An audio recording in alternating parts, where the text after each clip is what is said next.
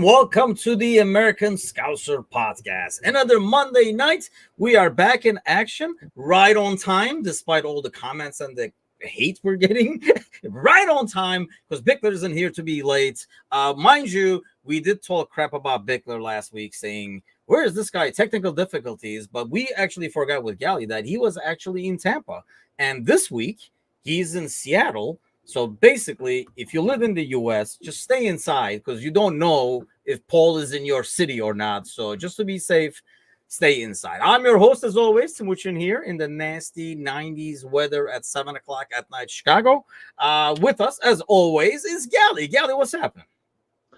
Well, I can be one who can go on record and say it is safe to stay inside because if Bickler is inside your state, or as people around me would like to say, within the Commonwealth, there could be trouble. Because I drove out to Boston on a rainy-ass, awful evening to jump on the T and take a bunch of public transportation with Bickler. And what we realized was if you get the two of us talking, we will miss a train stop by about 45 minutes in the wrong direction. We were on our way to the north end, and I'm pretty sure we got to the New Hampshire border before we realized we had gone past all of what was in Boston. But I will say, we went to one of the 5 or 6 best pizza places in all of the Northeast. And it was awesome because when we sat down, I'm a really plain pizza eater. And I was like, Bickler, what do you want to get? And I thought he'd be like, I want a house special. And I'd be like, how am I going to tell him I don't eat mushrooms? And he literally was like, everywhere I go, I judge a place on a cheese pizza. Can we just get that? And I thought to myself, that's even plainer than I go. What is he, 5? Well, what it is, you know what it is? It's that Dave Portnoy, if you judge everyone on, I used to say, I judge every breakfast place, every breakfast place I ever go to. I judge them on, the core breakfast, 2 eggs over easy, bacon, toast. I judge you on something everyone makes. Standard for the pizza place, but shouldn't the standard be at least a pepperoni or something? Jesus. Well, I was gonna say, I feel like my 14-year-old frame and personality hooks into at least you add pepperoni to it. To me, you judge a pizza place back on pepperoni pizza. We judged it on cheese. I will say this: it was awesome, and just slightly better than the pitcher of beer that we got. Yeah, I was gonna say after a couple of beers, you guys probably didn't even know what the hell was on the pizza. But you worry about what we're gonna talk about for 24 hours. Exactly. But let's talk about that. So if you have not seen it yet, you can listen to it now. Carragher here, and I just want to give a little shout out to the American Scouser and all the supporters branches over there in the US, and I want to say a big good luck to the 24-hour podathon. Never heard of that before, but I'm sure there'll be plenty of people tuning in. I'll be one of them as well, and it's given me a little idea there as well. So maybe I can copy off you and maybe bring it to some of the podcasts I've been on myself. So it's a brilliant idea, great initiative, and thanks for all your support for the 23 Foundation. So we did get this from Jamie, and while he's going to be hugely disappointed when he can't find anything to take as we talk about pizza toppings and stuff like that in hour 18, it's awesome of him to send him that. We do appreciate that. Kind of doing our best. A lot of work, a lot of messaging, sending, and stuff like that going on to kind of generate as much funds as possible. We are still looking for a sponsor for the hours, a 24-hour podathon. Even Jamie hasn't even heard of it yet, because he does not hang out enough with me to come up with to listen to my crazy ideas. But 24 hours, we still do have quite a few hours actually available for sponsors. So if you would, there's quite a few supporter clubs actually, kind of almost like sponsoring a full hour and stuff like that. So if you want to get with people at your pub, in your supporter club and stuff like that, please do send us a message. We do want as much support as we can get for this. We do have the silent auction going on with a ton of awesome Liverpool items. And we have the GoFundMe going, which we already had some donations made, which we do really appreciate. And I'm assuming as we go, it's only going to get higher because, if you don't want to bid, or if you're not able to sponsor a full hour, or if you can only afford a few bucks, whatever it is, the GoFundMe gives a good option of that. They all add up, and a lot of good stuff that this foundation does for kids.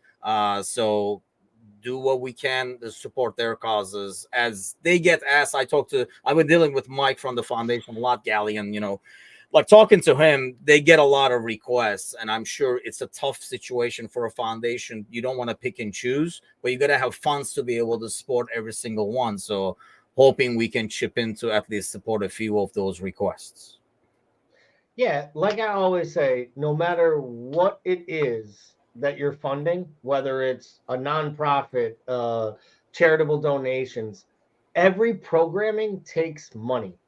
And the only way you can give money to worthy charities and causes that need it is when you're bringing money in.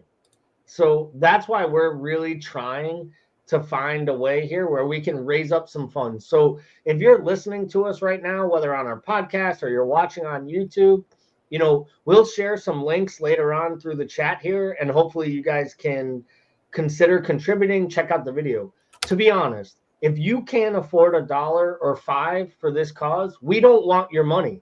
We're not asking people who can't afford to give money, but do us a favor. Share it to everyone you know. Share it in your supporters group.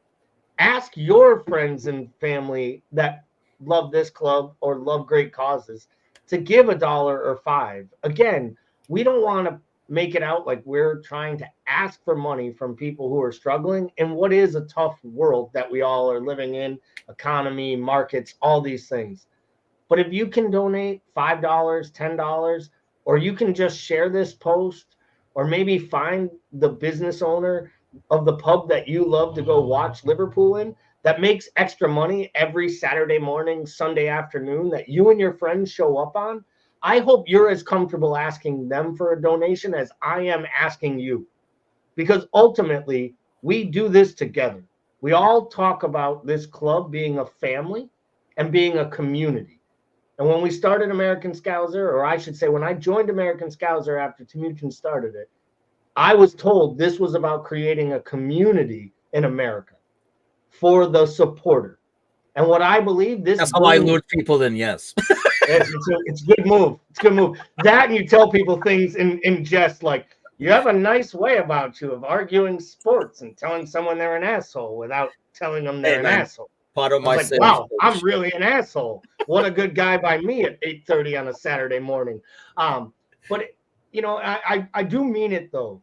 Like, we are in this together, but to be together and create this community, we want to give back to the club and to the things that are important to the club. And I feel like the children and the youth that the 23 Foundation supports aligns with everything this club's great about and everything I want American Scouser to be about. So please, we want to do this every year. And for that, we need this to be a big, big success. So we need sponsors.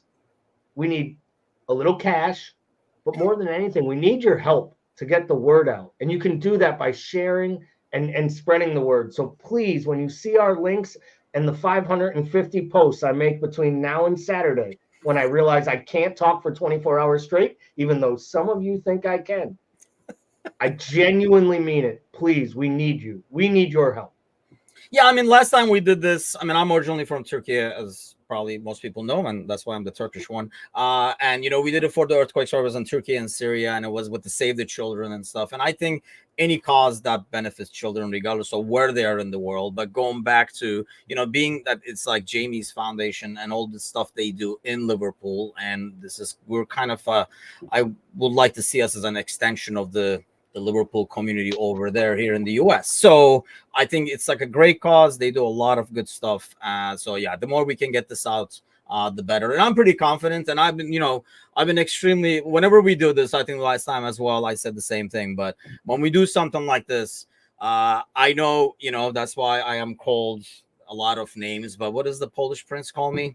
The one he says to my face. Yeah, the one he says to my face, not the one behind me, but he calls me a dictator and stuff. I mean, we do a lot to get the site running and all these shows and stuff like that. But I really, this is the kind of stuff that gives me really pride, because I see all the contributors really into it, people all chipping in their own way and preparing this and stuff, because a lot goes into it as well. So thanks to all you guys for like helping us out, for all the contributors out there and our followers. Like you guys are a key part in like sharing it. So like Gally says, keep sharing it, even if you are not able to. Somebody in your feed, because I don't know about your guys' feed, but I know a lot of the people on my Facebook and stuff like that are if they're not high school friends or college friends, they're probably just Liverpool fans, to be honest with you. So everybody has those people that, like somebody will see it and hopefully take some action on it. Should be interesting. 24 hours, maybe actually. Bickler is taking some time off preparing stuff to make it through 24 hours. By the way, Sir Z says, can I sponsor an hour and have Gally talk a full hour of why Mane was great and why we miss him? The issue with that is I am on this broadcast as well. So what is in it for me to listen to? Truth of the matter is, the first answer from any sales professional, and there is one of them, semi-professional, that will raise his hand and say, if you have the money to sponsor the hour, the answer is yes. Will I talk about it the whole hour? I'm not sure about that. But will we talk about Mane during your 1 hour, Sir Z? We absolutely will. And if you don't think that me, Bickler, and Temujin could come up with an hour of Sadio Mane love, then you might have just started tuning in the last couple of years, because he hasn't been around during that period of time. Because we spent an awful lot of time talking about how important he was to this club, and more importantly, how much we were going to miss him. Problem was, we started that 2 years before he left, because we thought he was going to leave for 2 years. Then when he left, it was like, well, we knew this was coming. He told us. See, Brian knows better. Says, yes, you all can. 24 hours, like I say, it's going to be a piece of cake. We already have like a list of contributors coming on. We're going to have some of the sponsors coming on to chat with us and stuff like that. And I'm really thinking, we'll talk about this in a little bit over here, but especially by then, we're talking, in 5 days, I really think within the next few days, there's going to be a lot of news pouring in. So, and, not only for us, other Premier League teams and stuff like that. So we're going to at least get a clearer picture of how the season is going to start.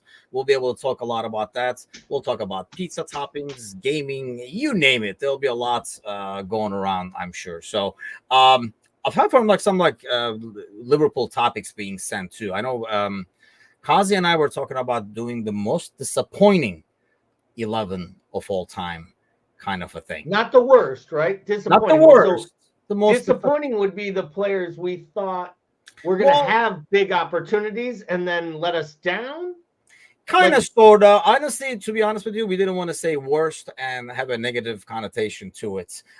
We figured disappointing is like a parent. You're just disappointed in their performance. But I think there are those players, right? Like those players that like Keita. Keita would be a prime example of most disappointing. We waited a year. He probably wears the armband. We waited a year. We gave almost a club record signing at the time. He was, and people forget this too, the year after we signed him, he was the Bundesliga player of the season at Leipzig. In Bayern's heyday. So I could see that, but I will say, I feel like we have to make a rule.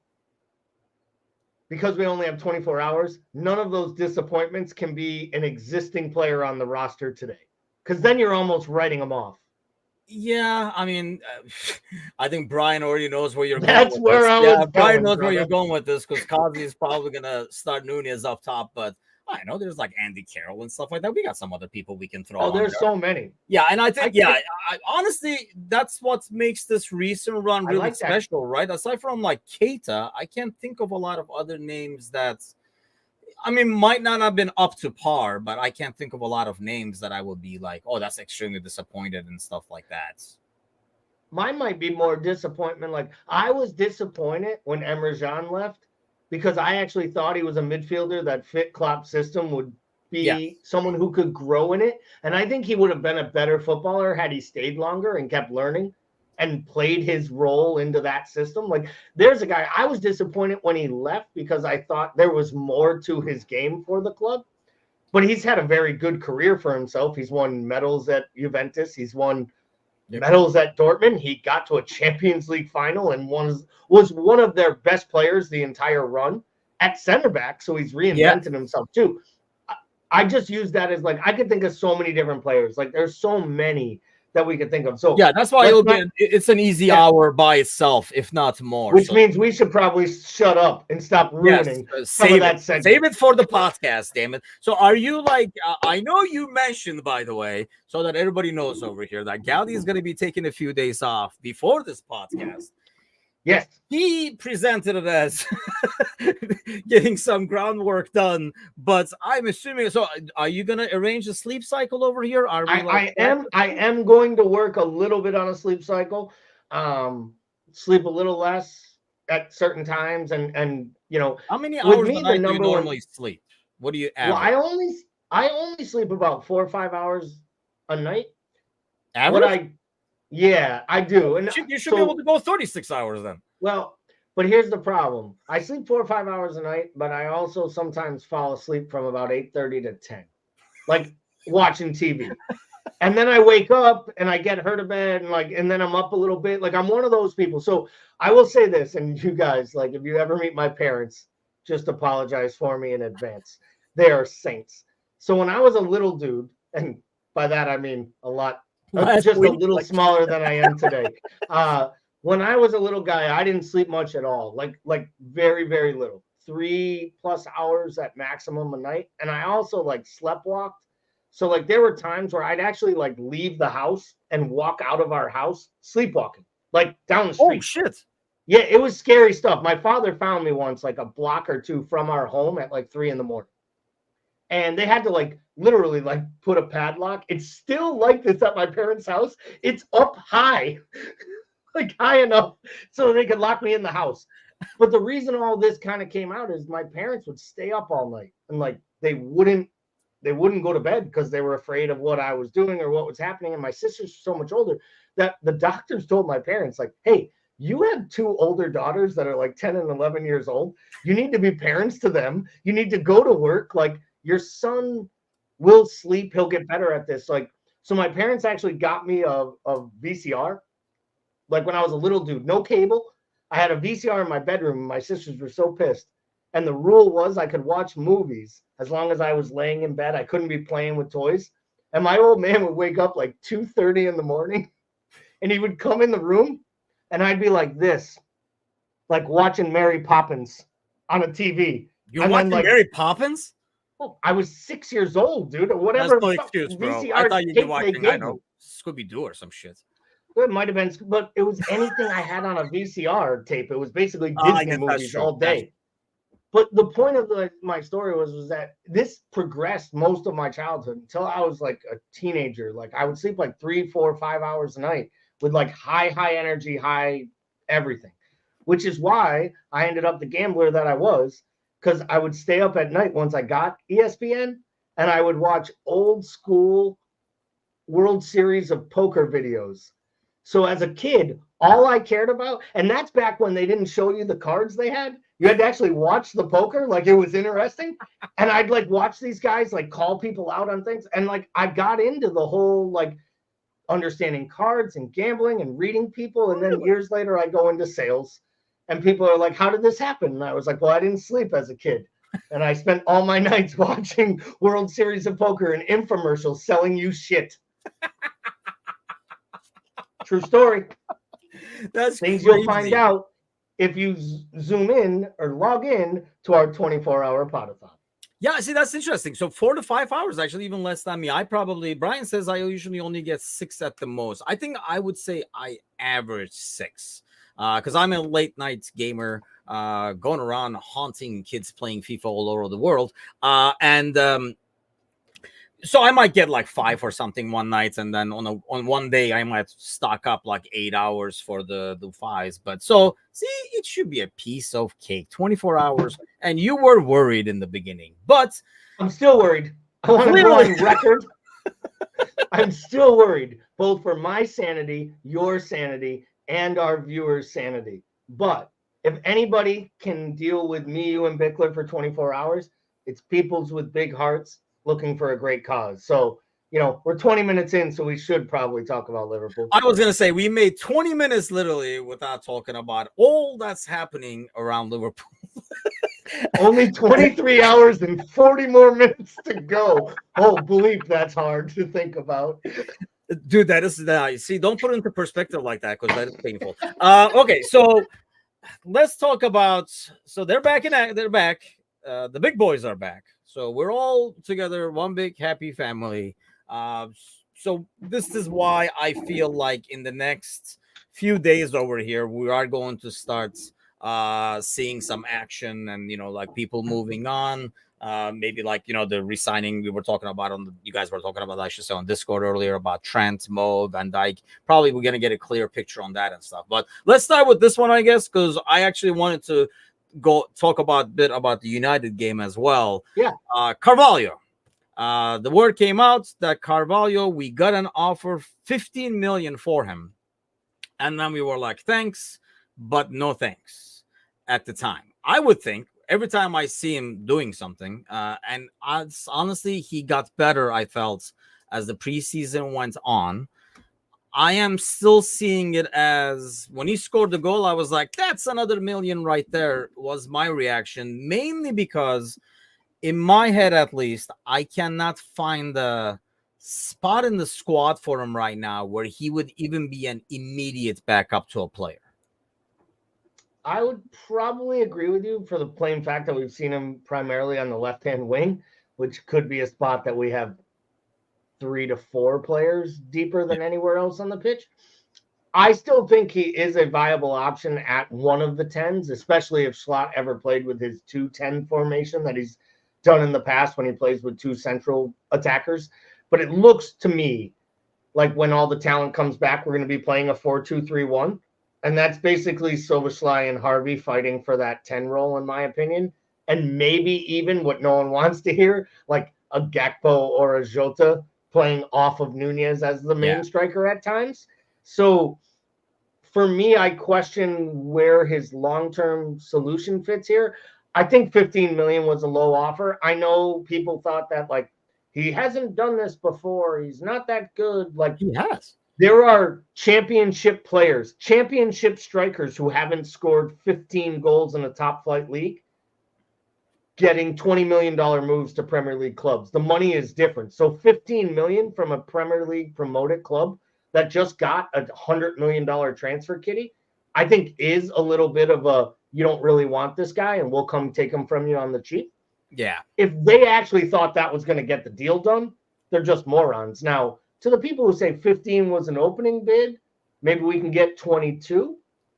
I think if you get closer to 25, I think Edwards and Co. probably sell. But what is your opinion on the player himself? Like, do you see the skill sets of a player that might be able to add into this?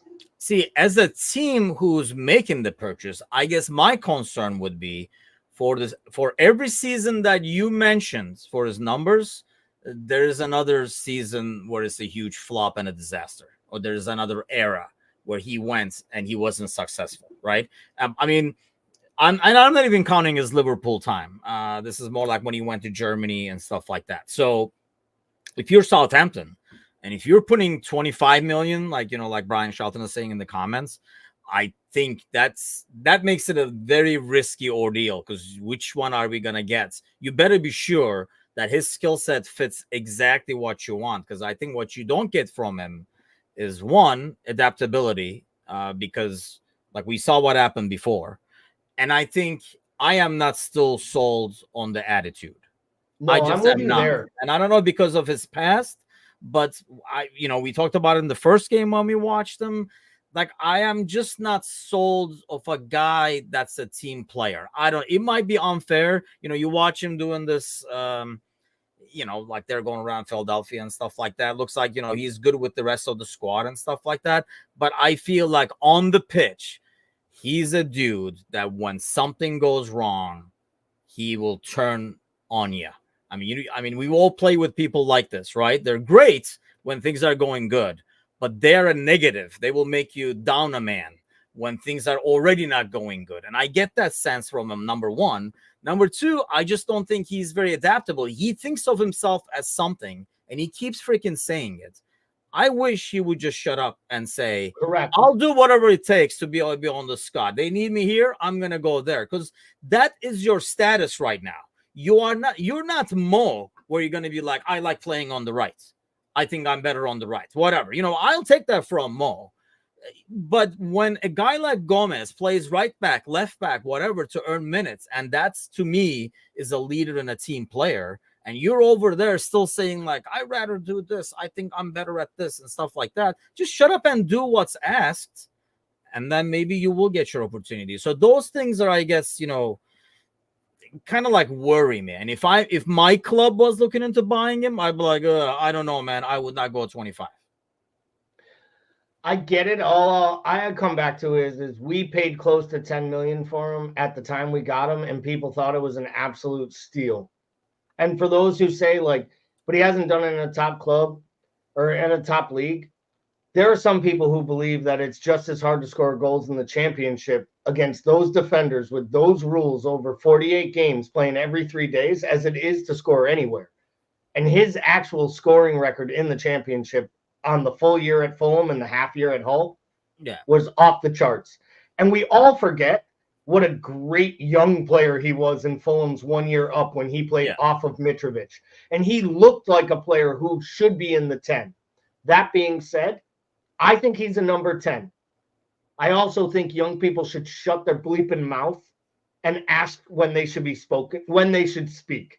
So the fact that a brand new manager came in and his first thing to do was to go to the media on a U.S. tour while he's playing well and say, manager told me he wants me to learn how to be a left wing. I know my best position, and that's at the 10, but we'll do what we do. It's like, just that, to me, that was, what have I been defending and why am I even making arguments? Yeah. So I'm almost on the sell train. I just don't want to sell for a slight, one, I know Edwards isn't selling for a slight increase because he'd rather sit that kid on the bench and have him have 2 great cup performances and try to ship him for 20 in January than ship him for 15 now. And I do think 15 is a low number when I'm seeing players like the kid from Leeds go to West Ham, who actually has 1 less goal in the Premier League than Fabio Carvalho does for Liverpool and Fulham, and he's going for 30 million. And we all loved that player. I wanted Somerville. But that, I guess, is where I'm starting to look at the money in football has gone up to the point where I think obnoxious. I do think this was a little bit of a rude offer. Maybe it was an opening offer, and maybe it gets to 20 or 25, reverse, but right? It felt a little. We were talking about this like a month ago. Like, we're saying SEP 20, not because we think we're going to get 20, but the seller starts high and the buyer starts low. So, I mean, it's just kind of like get 15.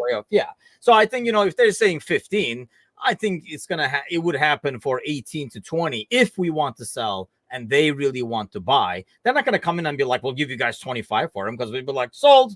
And then, you'll be running out the back door. So I really feel like it was a starting point. The question is, are we really looking to sell him? Do you think Edwards, and I'll ask you that, do you think Edwards, in his first summer in, is looking to sell what was at one point a very high-valued, up-and-coming talent that's within the ranks with a brand new manager without giving almost like a full 8 to 12 months to see? If the player doesn't fit, can we get 40 for him? Because this is a guy who got 30 million plus for Jordan Ibe. So the man has found ways to have some lightning in a bottle and then get a player personnel. I don't know he wants to sell unless the manager walks up and says, I'm done with this kid. And that's what I'm going to say. If it's not going to fit and he's not going to play, you're not going to go from 20 to 40 anyway. So either you're loaning him and, loading him to another team where he gets the opportunity to do well, but that's a risky proposition as well, because if he doesn't do well, and, like I say, if what 50, I see on the pitch is accurate, attitude-wise, and some of the stuff he says, I like sometimes he works hard off the ball and stuff like that. I saw a lot of things I liked. I just don't like when he doesn't get the ball, like little things like that from a young player. Like I take that stuff. I'm more accepting of that stuff from an experienced player who deserves to say, right here, I was right here. Not him bitching at Jota for not passing the ball when he's offside in the first freaking place is just like, dude, shut up. And that's what and if, Slot is like, this dude is like this and he doesn't fit. So yeah, let's get what we can for him. I think then he gets sold. Because here's the thing. I mean, we talk about numbers and stuff like that. We kind of have to understand. Same thing with like Somerville. There are a lot of players, and this is why transfer is not as easy as it looks. And it's not FIFA. There's a lot of players who do well in a smaller team than coming to a bigger team because you're playing against different defenses. What Hull City faces and what a number can do there with the amount of space available and stuff like that, it's not the space he's going to get as a Liverpool player because people are going to push back a lot more. Yes, exactly. And that's why maybe I'm assuming these are decisions that are probably been already made. And unless, they saw something during this USA tour, maybe he makes really good Philly cheesesteak and they were like, we got to keep him. Nobody beats his Philly. I mean, he's shadow boxer. He's very good at running stairs. He's got that too. So unless those qualities keep him, I think we sell just because, like I was telling you earlier, I just don't see, you make an old school depth chart. I just can't even put him as 2 in any position on the pitch.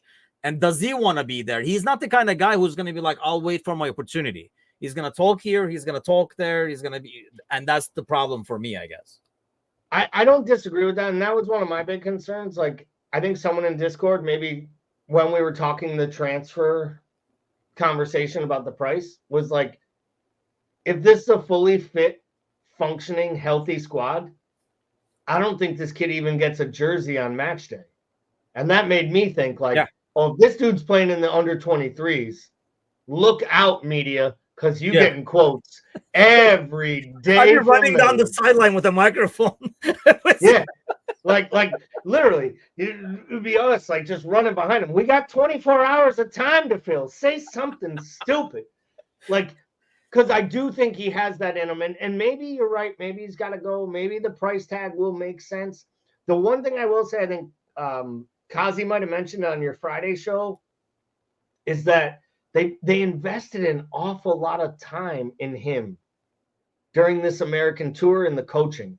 Like having a coach on his sideline, like talking to him and building him up in training sessions. Like I saw people saying, like, I was watching, like, Fabio Carvalho basically had a LFC paid hype man going around America telling him how good he was. And it was almost like they wanted him to win Slot's admiration. I just wish I had a little truth serum into how Arnie felt when they left, because he scored goals. He created opportunities for others. And he even had opportunities to score more goals. Like, there's one thing that I don't think can get questioned. He puts himself in scoring positions, and when he does, he thinks about scoring and creating. Yeah. And I think at times we've talked about our players having scatterbrains and not knowing when to shoot, when to pass. I actually think he's kind of that selfish, attack-minded player that you want. I just don't know that he's honed it in yet. We probably needed to buy him now after he had 3 more years at Fulham. But instead, we jumped on him too early. And when it didn't hit for him right away, he hit something he had never had, which was an actual professional crossroads. And Klopp was his crossroads. And if Klopp wasn't here, let's be honest, he would have been sold by now. If Klopp's still the manager today, Carvalho got sold the moment last season ended, in my opinion. I think so too. But to Hull City. To play the devil's advocate again, I mean, at the same time, he's in those positions and he's scoring, but it's preseason. He would not be in those positions, and he would not be, maybe he was not that as aggressive and comfortable in being aggressive for the goal when he's getting the opportunity. He's coming in for Gakpo or something like that. I think that's what I kind of like worry about with him, is he's not going to start. There's no way he's starting. So he's going to come off the bench. And then is he going to have the same confidence as he? I mean, we've seen him score, what was that Newcastle game? Like he's scored goals and we know what he can do. But at the same time, we know a lot of what he can't do. And I think, maybe what you're saying and what Kazi was saying that morning about, having personal coaches and stuff like that. One, could be for show. Two, could be to cover your bases and make sure you are right in what you thought initially, so that you can say at the end, you know what, we gave it a shot. No, I mean, it's just not happening, because you can coach somebody. I mean, we've all had people at work, we've trained and trained and trained, and they're not getting it. Just because I kept training them doesn't mean I was like, okay, let's give it one more freaking shot, otherwise this guy is not getting it. So I almost feel like the decision was probably already made anyway. Here's another thing: we look at games and we evaluate them based on those games. In games where people are not tactically preparing against you, they're out there doing their thing. So there's no like, we'll do this to cover him. There's no tactical giveaways, almost like an NFL preseason. It's all vanilla base defenses being called. We don't want to give away any of our blitz packages. And that's how everybody plays.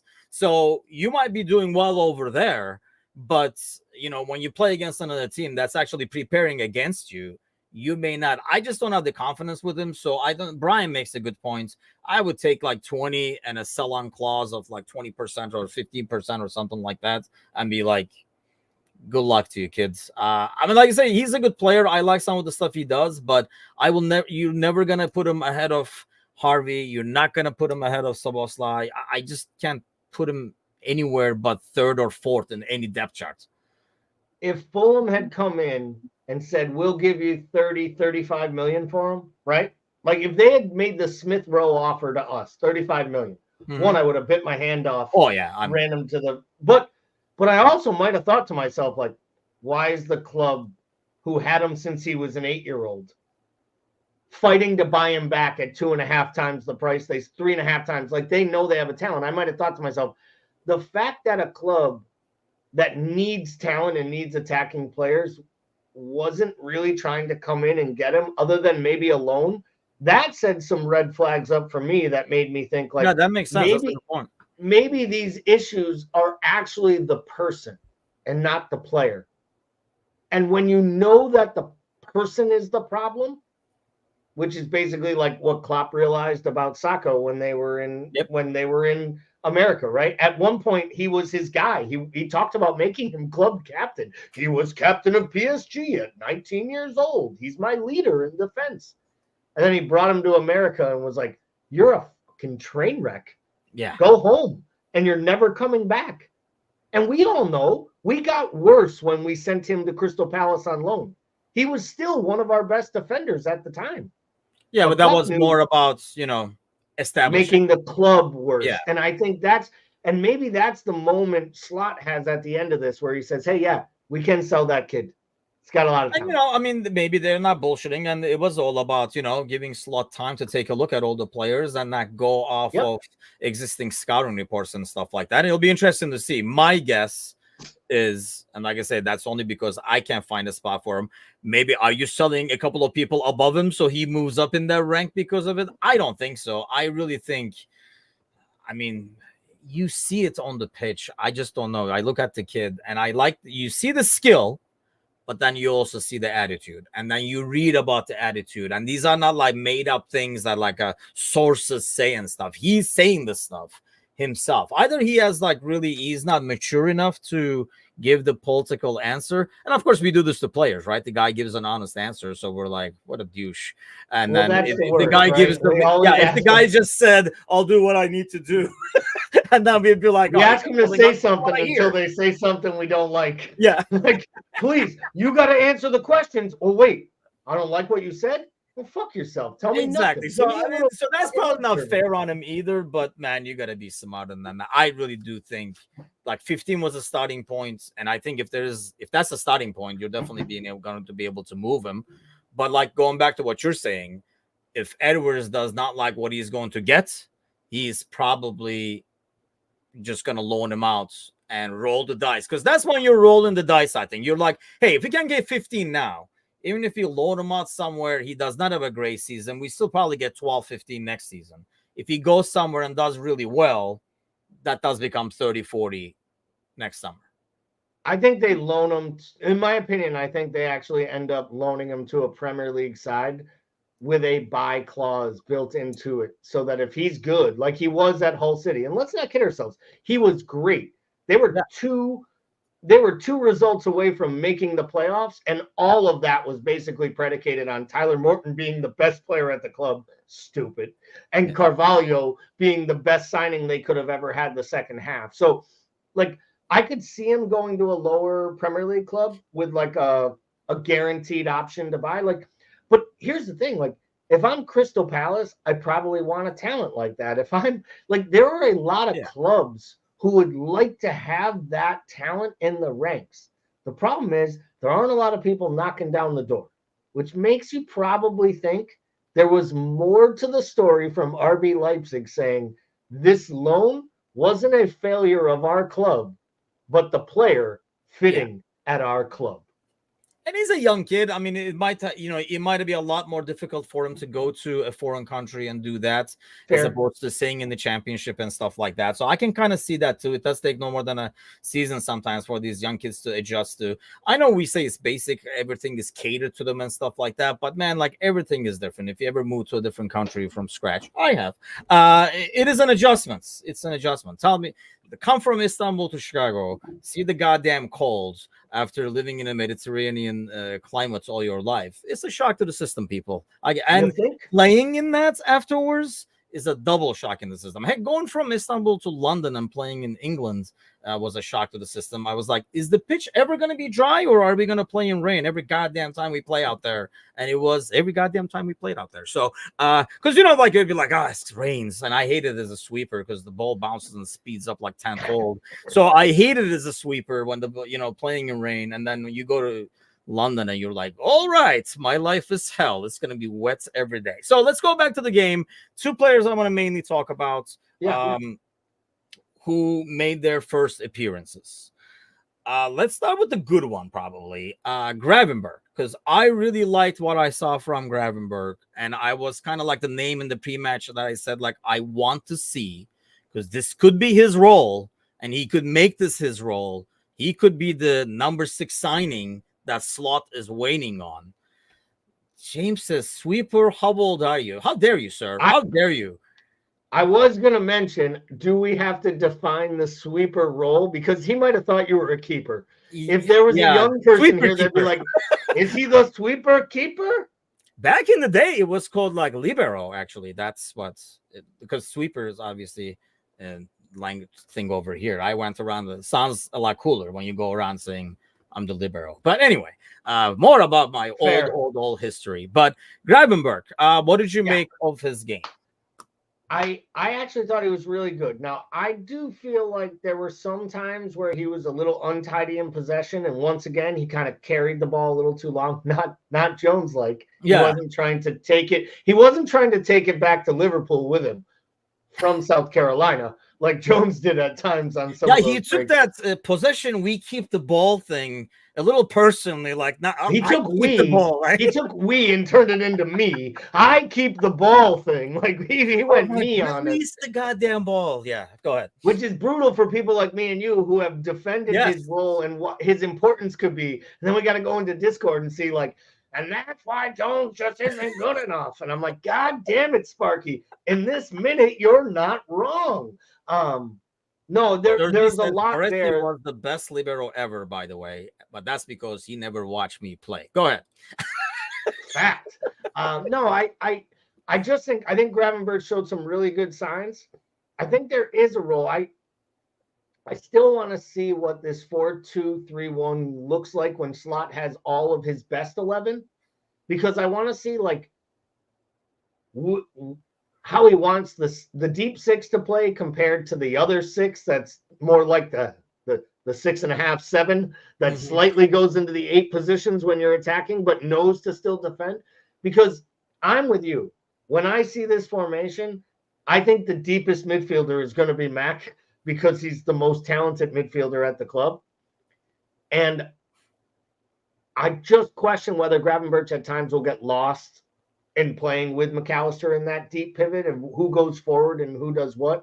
I want to see their roles kind of split out a little bit because it was weird with Gravenberch with Jones because it almost felt like Gravenberch was playing the deeper of the two positions. And I almost feel like to their skill sets, Mac has shown more of the true six tendencies and Gravenberch more of the hybrid box-to-box midfielder. Like last year, that's what I saw best out of Gravenberch was when he was going forward, making late runs, but also doing a little bit of the defensive work. It was the best performance he's put in outside of about 11 minutes in that, what was it, the Europa League match where Gravenberch was like the best player on the pitch. Like, holy cow, that's when he was basically playing Sisters of the Poor of some Russian country we don't even know that exists on a plastic pitch in a purple uniform. So I mean, like, can we really count any of what we saw that day? It looked really good for me, but I'm doing the tempering excitement on the Gravenberch train because I think he could be a great player. I just think there's also a lot of weaknesses in his game that I hope Slot can find ways to kind of shore up. But a good first step. Yeah, I think so too. James says I've been crying out for a 6 for a while with this double pivot. I wonder if we need one. For me, the position between Mecca Jones, and Gravenberch. Hopefully not Trent too. Yes, hopefully not. Let's not get into that. Save that for 24 hours. That'll be like 6 hours by itself. But at least no, I've been actually like saying this, James, for the last, honestly, ever since the first Real Betis game. And, you know, the more I watch like old Feyenoord games, go back and watch some of the videos of their number 6. And it almost feels very fluid. Like the 6 suddenly becomes 8. And the guy who would normally, you would think 8, like Gravenberch, becomes 6. And there's so much overloading going on in midfield that you do need the, you know, being able to be quick on the ball and, you know, like being able to turn with the ball, make quick decisions, play fast. And that's why I keep saying, you know, like Endo does not fit, but he freaking, like, I think Gravenberch, that's why he looks so good. And I was like, as I watch and I'm like, yes, he fits this. And I really think I still do think we sign a midfielder, but we do sign a midfielder very similar to the guys we have. Just very technical and good at where they're maybe a bit beefier, but not a lot more. I really think we don't want this like Fabinho type, Endo type 6 anyway. We want actually somebody who's going to be able to play with the ball, be able to overload, play fast, and make quick decisions and help build play. Because you see how tight those spaces can be. And Gravenberch was doing really, really well with it. So I just thought, I was like, holy cow, this could be his thing. And I was kind of looking to see that. Maybe I was looking to see it. That's why I'm seeing it. Because before the game, I was like, this could be his spot. He can make it his spot. But I don't know, man. And here's another thing. Like, I know what you're saying. Sometimes he looked lost and it looked like he wasn't working. But this was his first time out. And he has only been there at his own fault, I guess, but only like a week to be able to learn the system and maybe be more comfortable with it. For a first time out, I thought that made it even more impressive. The guy had 3 training sessions. The manager gave him a start and gave him 46 minutes on the pitch. I think it's telling. Endo got 1 start. It looked really, really bad in Pittsburgh. And then he got 2 mediocre sub appearances afterwards. The guy started everyone else at the deeping lying roles after he saw Endo do it for 45 minutes. Yeah. And I don't think you can underlie that. Like, he started Curtis Jones off a knock in a role that isn't his. Yeah. Over starting a guy who is designed to do it. And I don't mean that in a bad way. We were both very positive last year about Endo and his role and what he might do for this team. And I'm not saying you got to sell him, but if he doesn't fit and the manager doesn't like him, and Bašić was class at times when you saw him on the pitch playing in the role. I think Morton actually, to be fair, had himself a nice American tour in the performances and the opportunities he was given. I think a lot of players, and I know you want to get to one guy, and I want to make sure we have some time to talk about the guy who wasn't what we saw on the positive side, who Yeah. also showed up out of surprise, who maybe should have come back a little earlier or after that performance, maybe should have showed up back in England and kept his I holiday never going left. longer. Right? So let's just get to that mountain of a man. Yeah, so Woof. Konate, here's my thing, and I don't know, was it overconfidence? Because everybody's like, obviously after you saw that, some of the poorly placed passes, and we talked about it in the pre-match. We said, hey, there will be some errors, but from him and Gravenberg for being like rusty and stuff like that, we kind of expected that. So I get that, but then people were saying, like how they would put Sepp above Konate and stuff like that. But I think the biggest difference is, Sepp is just playing a simple game. Sepp is playing the Sepp game and not trying to stick out. What I didn't understand from Konate is showing up on your first day to work and then, trying to do things that you can only do when you're really, really in the rhythm. Like you don't see Sepp trying to thread the ball between four guys in the middle of the pitch. Like he's not going to force that. He will rather recycle and play it safe. And obviously he does not want to, make himself look bad and lose the ball and stuff like that and do what we do now, talking about Konate.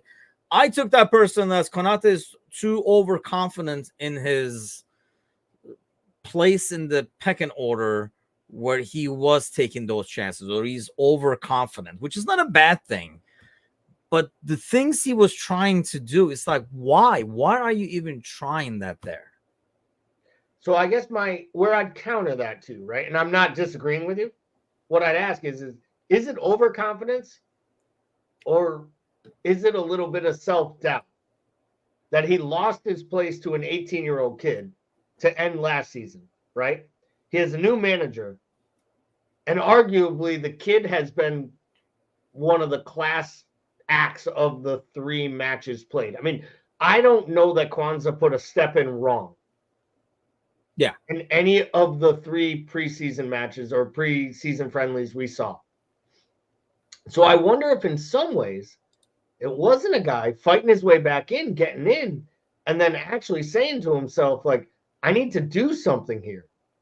I need to put myself in the frame so the manager knows I'm the guy to pair with Virgil. And I'm the guy. And then he's playing out of his own natural position on the left. And I'm not actually trying to make an excuse for him. I would have told you all along, and to this point that you have on the screen right now from James, I would have told you all along, I expect Konate and Virgil to start opening weekend.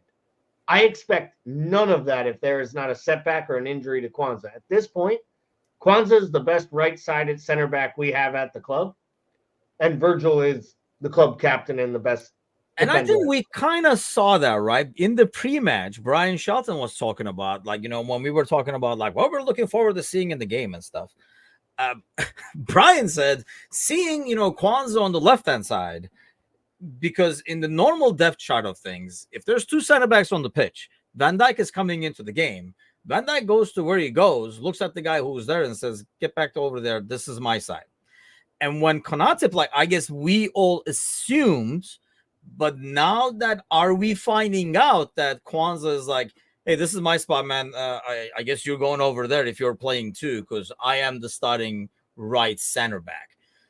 Or was Konate like trusted more to be able to play out of position? Do you read a lot into that? That Kwanzaa started where he starts and Konate was the one who shifted over? Or do you take that as the manager had more confidence in the experienced Konate playing out of position over Kwanzaa? I think that's what it is. And to be fair, and I was critical of this in years past on this podcast, right? I used to always criticize Matip, that Matip could only play on the right-hand side of defense as a center back. He never once made an appearance as the left-hand starting center back at Liverpool. And I used to be critical of that Gomez would have to switch his spot. Konate would switch his spot when Virgil actually sat, and God knows it never happens, right? So at some point, I think that is slotted in some ways like saying, Konate has proven he can play right, left, whatever. And let's leave the kid. He is younger. He has his spot. He knows his role. I was fine with that part of it.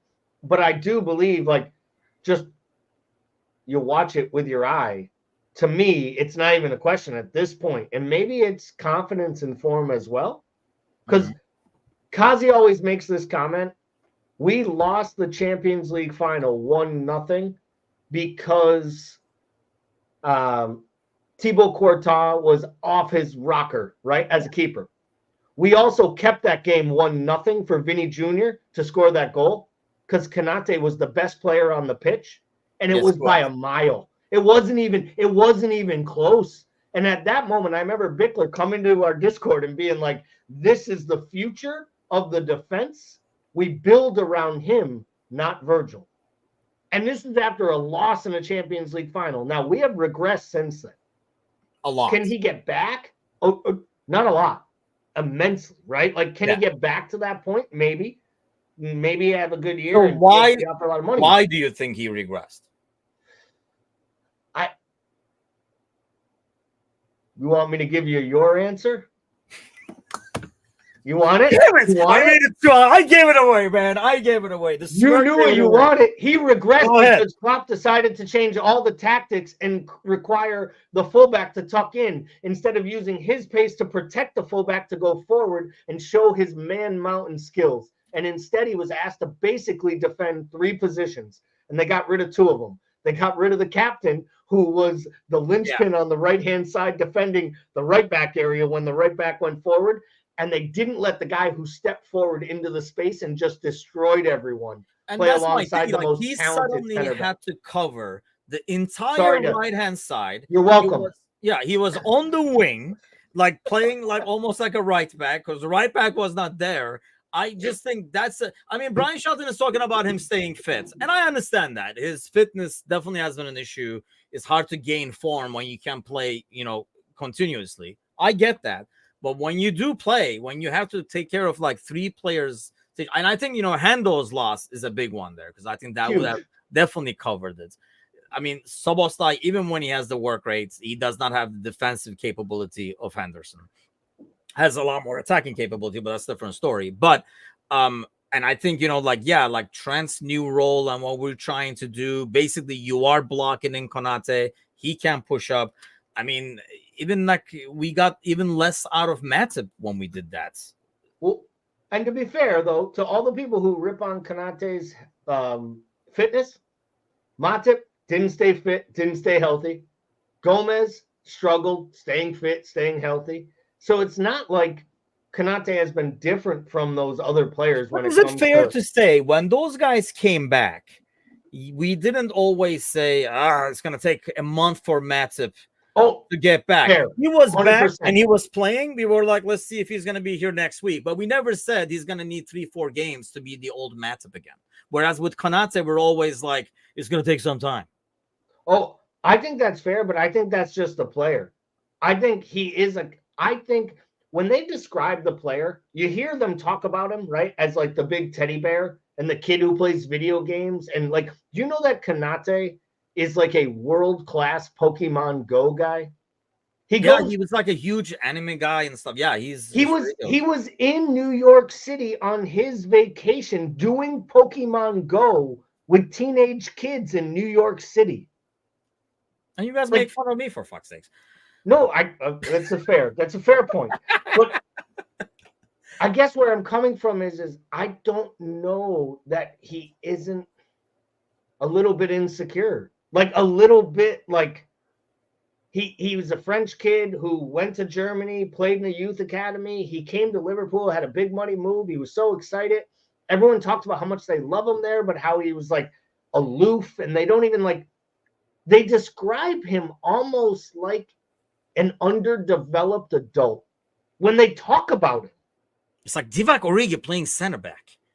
But then you wonder why that takes a kid or a guy a little longer to get reacclimated and reintegrated. It's just a poor combination, though, when you need a few games to get into form, but you're also known not to be able to get few games in a row because of injury. And we're going to see, right? Sure. This is the biggest thing now. We're going to see if slots, all this training and stuff, they already started, like, they're like, oh, slots training, he does this different and stuff like that. We're going to see what happens with the injuries. Are we going to have the same issues, all these muscle injuries and stuff again? Or the way we're playing, where we're not like running around like a maniac at all times, is it going to help, especially like the midfielders and stuff? I mean, contact injuries are going to happen, but the picking up a knock stuff, is that going to be an issue? We're going to see. But real quick before we go, by the time we sit down on Saturday, because I was going to say next time we're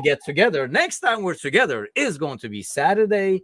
We should probably just cancel Monday.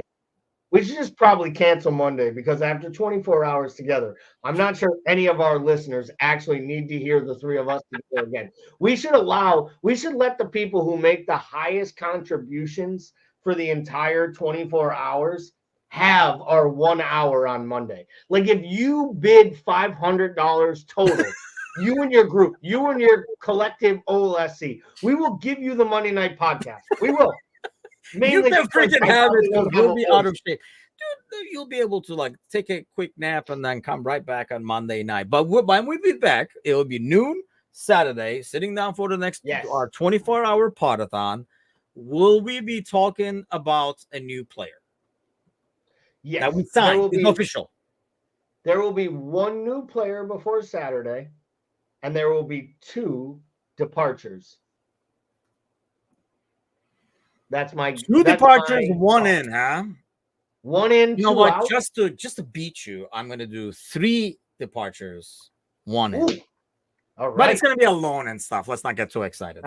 Just like leaving. It's gonna be it's basically gonna be we're sending out Mighty Red to go work at Tranmere for the weekend. I fight people over there. Sparky says, good luck for the weekend. I'm away for basically Sparky is leaving town because we're going to be on air for like 24 hours. Fair. Hey, get your bid in for the silent auction. At least grab your donations on your way out. Put it in the basket on the way out. But it should be interesting. The midfield call starts this week, says Brian. So it should be interesting. It will give us a lot to talk about because we're not going to have a lot of time, people. 24 we are going to need hours. We're going to need some topics, please.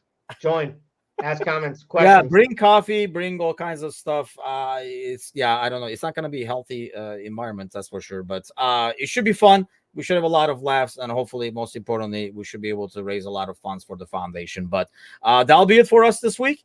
We'll see you guys freaking Saturday at noon for 24 goddamn hours. As we said earlier, pass the word. Please do share. Silent auction has already started. You can place your bids over there, and you can say, where are the auction items? Says, I'm going to post a link right here that will go on our Facebook as well as YouTube, and it will take you to a video where you get to see my mug talking about the fundraiser. But more importantly, in the description section, there is a link to the GoFundMe, and there's a link for the silent auction as well. So a lot of cool items there. And like I say, GoFundMe, you can throw in any amounts over there. So we'll see you guys on Saturday. Get some sleep, bring some coffee, and we'll see you guys then. Take care.